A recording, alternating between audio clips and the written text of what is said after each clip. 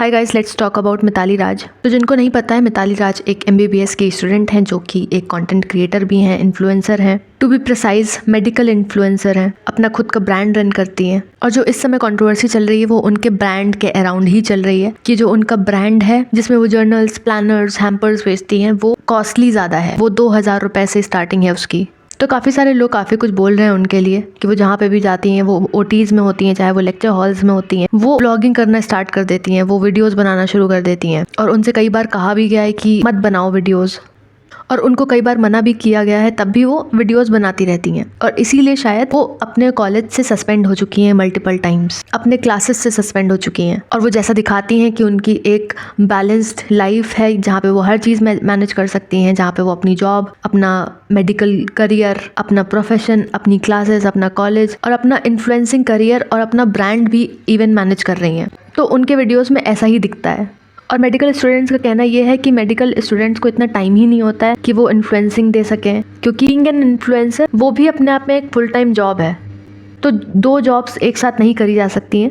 और उनके जो ग्रेड्स हैं वो भी अच्छे नहीं हैं, पर सिर्फ वो उतना ही दिखाती हैं जो वो चाहती हैं दिखाना, जो कि एक बैलेंस्ड लाइफ दिखाना वो चाहती हैं, और वही वो शो करती हैं।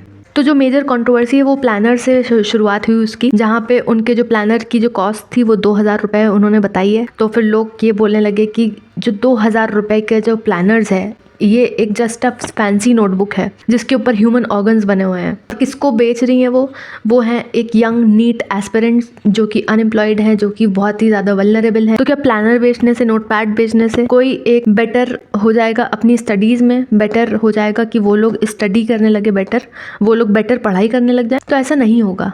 तो ये जो भी नीट एस्पिरेंट्स को बेचा जा रहा है, जो आपकी फॉलोइंग होगी वो मोस्टली डॉक्टर वाली ही होगी, जो डॉक्टर बनना चाहते होंगे। तो वो 16 से 18, 19 साल के होंगे, जो लोग ऑलरेडी एक एक्सपेंसिव कोचिंग करके उसकी फीस भर के स्ट्रगल कर रहे होंगे। तो आप उनको 2000 का प्लानर बेच रहे हो। और डॉक्टर भावेश हैं एक, उन्होंने बताया कि जो मेडिकल स्टूडेंट्स होते हैं वो ये यूज़ भी नहीं करते हैं। और मिताली ने खुद कहा कि जस्ट उसके जो 2% फॉलोअर्स हैं वही ये प्लानर्स खरीदेंगे। तो जस्ट एक प्लानर के कॉस्ट पे, ब्रांड के कॉस्ट पे कंट्रोवर्सी हो जाने का मामला ये बिल्कुल समझ के परे है।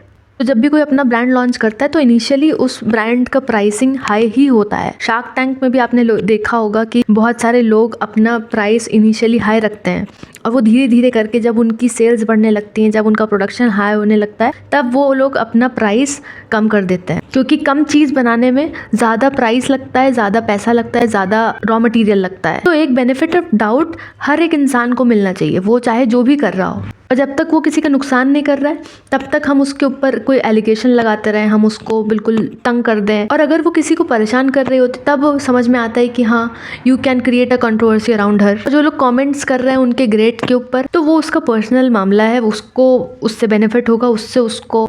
It's none of the business of the internet to comment on her grades, क्योंकि सबको पता है कि MBBS कितना ज़्यादा टफ कोर्स है, जहाँ पे अबव 70% का स्कोर भी बहुत ही अच्छा माना जाता है। और वो फर्स्ट ईयर से स्कोर करती आ रही है 70%, जैसे कि उन्होंने बताया है। और जो लोग उनका कंटेंट फॉलो नहीं भी करते, उनका कंटेंट नहीं भी देखते हैं, फिर भी वो लोग ये कमेंट कर रहे हैं कि उनको कभी भी मिताली से बैड वाइब्स नहीं मिली हैं। और कई सारे लोग उनसे इंस्पायर भी होते आते हैं, क्योंकि वो बहुत सारी चीज़ें मैनेज कर रही हैं, अपना ब्रांड मैनेज कर रही हैं, अपना इन्फ्लुएंसिंग करियर मैनेज कर रही हैं, अलॉन्ग विद जहाँ पे वो अच्छे मार्क्स भी लेकर के आ रही हैं। और जब तक कोई अपने काम से काम रख रहा है, अपना ब्रांड बना रहा है, अपना कंटेंट बना रहा है, तब तक किसी को क्या ही दिक्कत है। और ब्रांड की प्राइसिंग हाई रखना, वो अगर किसी ने भी शार्क टैंक के 1-2 सीजन्स भी देखे होंगे तो उसे पता होगा कि ब्रांड की प्राइसिंग इतनी हाई क्यों गई है, क्यों होती है, क्यों इनिशियली एक नया ब्रांड अपनी प्राइसिंग हाई रखता है। जहाँ पे कॉल आउट करना चाहिए, जहाँ पे डॉक्टर्स अपने पेशेंट्स की आइडेंटिटी रिवील कर रहे हैं, जहाँ पे कुछ गलत कर रहे हैं, जहाँ पे सोसाइटी के साथ कुछ गलत हो सकता है, तो वहाँ पे कॉल आउट करना चाहिए। पर जहाँ पे वो ना ही किसी से मतलब रख रही है, ना किसी के साथ में बैठ के कंट्रोवर्सी कर रही है, अपना काम कर रही है, and what ever she wants she is doing that, तो उसमें किसी को क्या ही दिक्कत होगी और क्यों दिक्कत होगी। एंड दिस दिस केस, जब आप एक इन्फ्लुएंसर को 2 साल से देख रहे हो तो फिर वो एक टाइम के बाद आपको अनरिलेटेबल लगने लगता है, वो आपको जेन्युइन नहीं लगता है जिस चीज़ के लिए आपने उसको फॉलो करना शुरू किया था। अब ऐसा कंटेंट आपको नहीं मिलता है या फिर जेन्युइननेस नहीं दिखती है, तो आप उसके हेटर बन जाते हो। तब ऑडियंस उस इन्फ्लुएंसर की हेटर बन जाती है। कुछ लोग कमेंट्स कर रहे हैं कि वो रिलेटेबल नहीं है, अब जेन्युइन नहीं है, अब उसकी ब्रांड की प्राइसिंग हाई है, उसके ग्रेड्स अच्छे नहीं आ रहे हैं, एंड व्हाट नॉट। तो वो उसके ग्रेड्स हैं, उसको मतलब होना चाहिए उससे, ना कि पूरे इंटरनेट को उससे मतलब होना चाहिए। और सबके अंदर कमी निकालने लग जाना दैट शी इज़ रिच, उसकी फैमिली है जो उसका रिच लाइफस्टाइल सपोर्ट करती है, वो बाहर से खाना ऑर्डर करती है, उसने अपने लिए डब्बा सर्विस लगा रखी है। तो अगर वो रिच है उसमें उसकी कोई गलती नहीं है। और जहाँ पे बात आती है महंगे प्लानर्स की जो उसके ब्रांड ने लॉन्च किए हैं, तो जो खरीद सकता है वो खरीद लेगा, जो नहीं खरीद सकता है वो नहीं खरीदेगा। इतना तो मुझे लगता है कि सबके पास अपनी थिंकिंग है, अपना ब्रेन है यूज़ करने के लिए। और आजकल इंटरनेट पे एक ट्रेंड चला हुआ है जहाँ पे सबको सबसे दिक्कत हो रही है इंटरनेट के ऊपर। जस्ट बिकॉज कोई अपनी ड्रीम लाइफ जी रहा है, जस्ट बिकॉज वो कई सारे करोड़ों लोगों की ड्रीम लाइफ जी रहा है, उसका जो मन कर रहा है वो कर रहा है, उसका जो ब्रांड मन कर रहा है बनाने का वो बना रहा है, उस ब्रांड में वो बेच रहा है, उसका जैसा मन कर रहा है वो वैसा ब्रांड बना रही है, उसका जैसा मन कर रहा है वो वैसा कंटेंट बना रही है।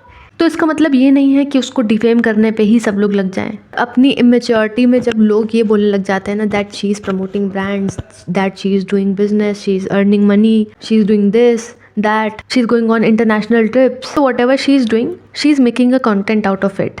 और कोई भी ये करता तो वो भी कंटेंट बना रहा होता इस चीज़ के ऊपर। वो कितने घंटे पढ़ रही है, वो कितने घंटे नहीं पढ़ रही, it is none of our business, it's none of the internet's business. और एक डॉक्टर होने से पहले, एक इन्फ्लुएंसर होने से पहले वो एक इंसान होगी। कोई भी एक इंसान होता है जहाँ पे उसका जो मन कर सकता है वो कर सकता है। और कौन सी किताब में लिखा हुआ है कि डॉक्टर्स को या फिर किसी को भी 25 घंटे 24 घंटे पढ़ना ही पढ़ना है। और होता है लोगों के अंदर एक्सेप्शनल पोटेंशियल होता है जहाँ पे वो लोग जो करना चाहते हैं वो कर लेते हैं और सब कुछ मैनेज कर लेते हैं। क्योंकि आपको हो सकता है प्रॉब्लम हो उसके कंटेंट से, हो सकता है आपको उसके लाइफस्टाइल कंटेंट ना पसंद आता हो, तो आपके हाथ में है वो चीज़। आपका मन नहीं है उसे देखने का तो आप स्किप कर दीजिए ना। तो जो इंसान सब कुछ कर रहा है, अपने आप मैनेज कर रहा है, अपनी लाइफ हैंडल कर रहा है, उसको वो करने देना चाहिए और बाकी सबको अपनी लाइफ पे ध्यान देना चाहिए भाई। उससे जेलस होके, उससे एनवियस होके कुछ नहीं मिलने वाला है। जो मेहनत करेगा वो सब कुछ अचीव कर ही लेगा कहीं ना कहीं, कभी ना कभी। So guys, let me know what you think of this video and for more updates please subscribe to this channel.